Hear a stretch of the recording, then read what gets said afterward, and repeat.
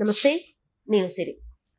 రామ్ గోపాల్ వర్మ గారి సినిమా వ్యూహం ఏదైతే ఉందో ఆ చిత్ర ఆ చిత్ర యూనిట్ కి ఇంకా రామ్ గోపాల్ వర్మకి లీగల్ నోటీసులు అందాయంటే అసలు లీగల్ నోటీసులు ఎందుకు అందాయి ఏంటనే అంశాన్ని మనకి వివరించడానికి మనతో పాటు ఉన్నారు ప్రముఖ సీనియర్ జర్నలిస్ట్ జగదేవ్ గారు.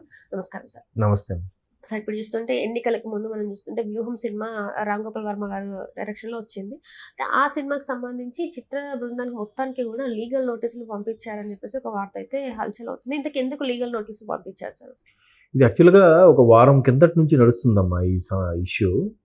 అంటే వ్యూహము, అలాగే వ్యూహం 2, శపథం లాంటి కొన్ని సినిమాలు రామ్ గోపాల్ వర్మ డైరెక్ట్ చేసి అప్పటి ప్రభుత్వానికి ఫేవర్గా ప్రస్తుత కూటమి ప్రభుత్వంలో ఉన్న కీలకమైన వ్యక్తులకు వ్యతిరేకంగా క్లియర్గా పిక్చర్ చేయడం జరిగింది. అందులో బాగా నేను గమనించిన అంశం ఏంటంటే వ్యూహం 2లోనో చంద్రబాబు నాయుడు గారి అరెస్టు ప్రస్తావన వస్తుంది. అందులో ఆ ప్రస్తావన ట్రైలర్ వచ్చినప్పటికే బాబు గారు అరెస్ట్ అయ్యారు. అంటే వీళ్ళకి ముందే తెలుసా అరెస్ట్ గురించి? వీళ్ళు ముందే వ్యూహం అని వీళ్ళకి అన్నారు, కానీ వ్యూహం జగన్మోహన్ రెడ్డి గారిది, రామ్ గోపాల్ వర్మ గారిది వ్యూహం లాగా అనిపించింది నాకు. మీరు అబ్జర్వ్ చేయండి. ఎందుకంటే ఆయన ఆగస్టులో 8-9 అరెస్ట్ అయినట్టున్నారు. ఆయన అప్పుడే వచ్చిన ట్రైలర్కు అరెస్ట్ అయిన తర్వాత వచ్చిన ట్రైలర్లోనూ ఆయన అరెస్ట్ గురించి ప్రస్తావన ఉంటుంది అందులో. అట్లాగా అంటే వీళ్ళు ముందే ప్లాన్ చేశారనమాట, వ్యూహం పన్నారు. సో మొత్తం మీద ఈ చాలామంది చెప్పేది ఏంటంటే రామ్ గోపాల్ వర్మ డైరెక్టర్ అన్నారు, కానీ ఇది మొత్తానికి తాడేపల్లి ప్యాలెస్ స్క్రిప్టే, ఈయన పేరుని వాడుకున్నారు తప్ప దర్శకత్వ పర్యవేక్షణ అంతా తాడేపల్లి ప్యాలెస్దే అని కూడా చాలామంది విమర్శించారు. అందులో చంద్రబాబు నాయుడు గారు కానీ, లోకేష్ గారిని కానీ, పవన్ కళ్యాణ్ గారిని కానీ మరీ చులకన భావంగా చూపించేట్టు అనిపించింది నాకు. అంటే ట్రైల్ అవి చూశాను. ఈవెన్ ఒక దగ్గర పవన్ కళ్యాణ్ గారికి రామ్ గోపాల్ వర్మ గారి క్లాస్ కూడా పీకుతున్నట్టుగా ఉంటుంది ఒక సన్నివేశం. అట్లా మొత్తం మీద కొన్ని వీడియోస్ మరి అవి అందులో ఉన్నాయో, కట్ చేశారో, తర్వాత తీశారని నాకు తెలియదు. కానీ సో మొత్తం మీద ఇవన్నీ చూస్తే ఇప్పుడు ఏదైతే రామ్ గోపాల్ వర్మ గారు జగన్మోహన్ రెడ్డి గారి మీద ప్రేమ కొద్దీ, అభిమానం కొద్దీ సినిమాలు చేశారా, డైరెక్ట్ చేశారా అనుకుంటే ఏదైనా బిజినెస్సే కదమ్మా. తమ్ముడు పేకాటే, డబ్బులు కావాలి. సో రామ్ గోపాల్ వర్మ గారికి సుమారుగా 1 కోటికి పైగా అమౌంట్ మొట్ట చెప్పారంట. అది ఎట్లాగా? ఈ ఏపీ ఫైబర్ నెట్వర్క్లో ఉన్న ఫండ్స్లోంచి తీసి అది డైవర్ట్ చేశారని. అంటే ఏపీ ఫైబర్ నెట్వర్క్ ఏదైతే వాళ్ళకి ల్యాండ్లైను, ఒక కేబుల్ టీవీ, నెట్ అన్ని 300కో 250కే కేటాయిస్తామన్న ప్రభుత్వం, అప్పుడు అంతకు చంద్రబాబు నాయుడు పెట్టిన ప్రభుత్వం దీన్ని వాళ్ళు కొనసాగించింది. ఎందుకంటే వీళ్ళకి అమౌంట్ కావాలి, డబ్బులు తినడం కావాలి కాబట్టి. సో దాంట్లో భాగంగా దానికి సంబంధించింది డైవర్ట్ చేశారంట. ముందు యాక్చువల్గా సినిమా ఒప్పందం ఏంటంటే ఇది ఏదో ఒక ఓటీటీ ప్లాట్ఫామ్కి అమ్మినా లేదా యూట్యూబ్లో పెట్టినా ఒక్కొక్క ఎన్ని వ్యూస్ వస్తే ఒక్కొక్క వ్యూకి 100 రూపాయలు చొప్పున ఇస్తాము అన్నట్టుగా. ఒక 2000 వ్యూస్ వచ్చాయి అనుకోండి, 2000 × 100. 2 లక్షలు వచ్చాయి అనుకోండి, 2 లక్షలు × 100. అట్లా 2 కోట్లు ఎంత అవుతుంది కదా. సో 2 కోట్లు ఆ విధంగా అమౌంట్ వచ్చేలాగా ఒప్పందం ప్రకారం చేసుకున్నారు. కానీ టోటల్గా వచ్చిన వ్యూస్ కూడా 1800 చిల్లర ఎంతో వచ్చాయంట. సో 1800 వ్యూస్కి 1 కోటికి పైన ఎలాగిస్తారు? అంటే ఒక్కొక్క వ్యూకి 11,000, 10,000 చేంజ్ ఎంతో చెల్లించినట్టున్నారు. సో ఇదంతా కూడా ఏదైతే మీరు ఇట్లా అన్యాయంగా దీనికి లెక్కాజామా లేకుండా చూపించారో, లెక్కాజామా లేకుండా ఒక శాఖకి సంబంధించింది ఒకదానికి కేటాయించింది రామ్ గోపాల్ వర్మ గారికి, వాళ్ళ వ్యూహం టీమ్కో మీరు ఏదైతే ట్రాన్స్ఫర్ చేశారో దాన్ని మీరు తిరిగి చెల్లించని ప్రభుత్వం నోటీసులు జారీ చేసింది.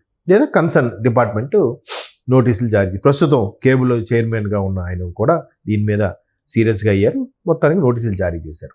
సో దీని మీద ఇంకా ఎక్స్ప్లెనేషన్ ఏమి ఇస్తాడు? సింపుల్గా కక్ష సాధింపు అంటారు.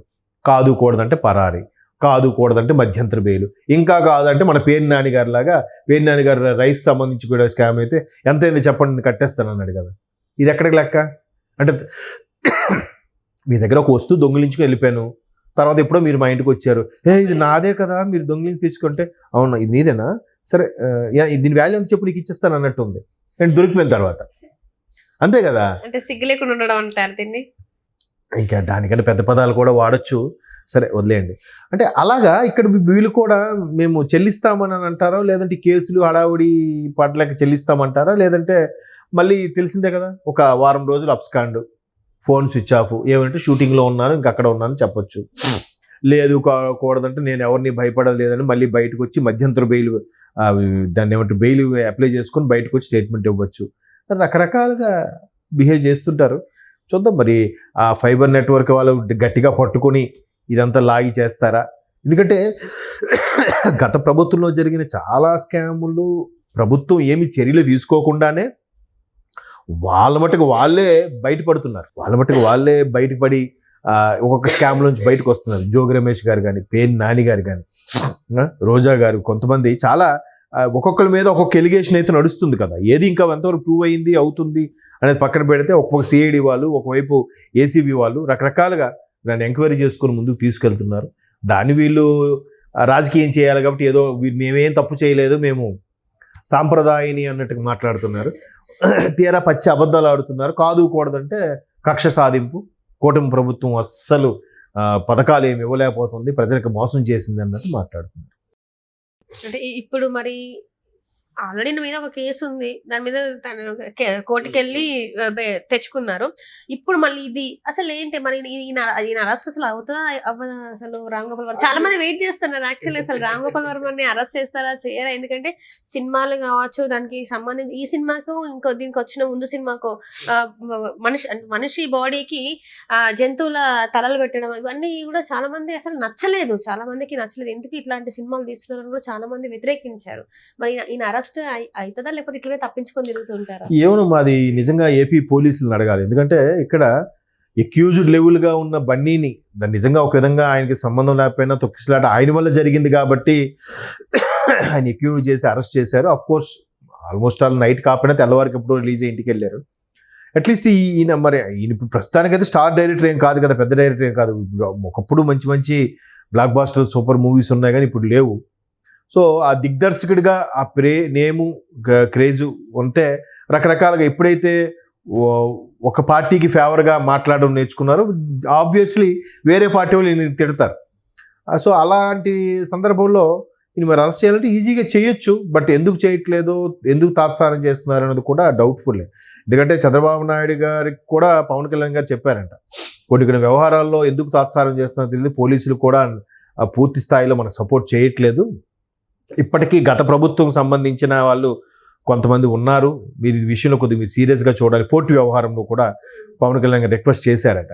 సో అట్లాగే దీని మీద కూడా ఎవరెవరైతే ఉన్నారో అధికారులు వాళ్ళని కొద్దిగా రిక్వెస్ట్ చేసుకోవాలేమో, బాబు గవర్నమెంట్ మీదే కాదు ఇంకా మారిపోయింది, కూటమి ప్రభుత్వం వచ్చింది, కొద్దిగా ఇప్పుడే కొంచెం డ్యూటీ చేయండి అని చెప్పి రిక్వెస్ట్ చేసుకుంటే మేబీ ఆయన అరెస్ట్ అవుతారేమో చూడాలి. అంటే ఇప్పటి వరకు జనాల్లో ఒకటైతే ఉంది ఏంటి, ఇప్పటి వరకు కూడా ఏదైతే అవినీతి అక్రమాలు చేశారో వాళ్ళని అరెస్ట్ చేయలేదు. సో వీళ్ళ అరెస్ట్ ఇంకా కొంచెం లేట్ అయ్యే అవకాశం ఉందని అనుకుంటున్నారు. సో అదే జరుగుతుంది అని అనుకోవచ్చు, అంతే అంటారు. అదే ఇప్పుడు సామాన్యుడికో న్యాయము పెద్దవాళ్ళకో న్యాయమా అన్నట్టు కాకుండా చేయాలంటే ఈయన అరెస్ట్ చేయాలి. కనీసం కాదుకూడదంటే మళ్ళీ బెయిల్ మీద తీసుకురావచ్చు. లేదు అసలు ఎందుకు ఊరికే జనాలను, ఇప్పుడు వాళ్ళు ఏమంటారు, మేము అడిగిన 6 పథకాలని దృష్టి మరల్చడానికే రామ్ గోపాల్ వర్మ అరెస్టు లేకపోతే ఇంకోళ్ళు అరెస్ట్ అనే దృష్టికి తీసుకొస్తున్నారు. అది ఇది నిజం కాదు అబద్ధం అని చెప్పాలనుకోండి కూటమి వాళ్ళు, ఖచ్చితంగా వీని ముందు అరెస్ట్ చేయాలి. ఎలాగో వాళ్ళ నింద వేస్తున్నారు కదా, పథకాలకు సంబంధించి 6 పథకాలకు సంబంధించి దాని గురించి అడుగుతుంటే వీళ్ళు అరెస్ట్ వైపు వెళ్తున్నారు. ఎలాగో అలా అంటున్నారు కాబట్టి ఇప్పటికైనా వీళ్ళు అరెస్ట్ చేయాలి. లేదా వీళ్ళని వదిలేసి ఆ పథకాలనైనా అమర్చి త్వరగా దాని మీద నిర్ణయం తీసుకుని ఏదో చెయ్యాలి. కూటమి ప్రభుత్వం అయితే క్లారిటీ ఇవ్వాలి.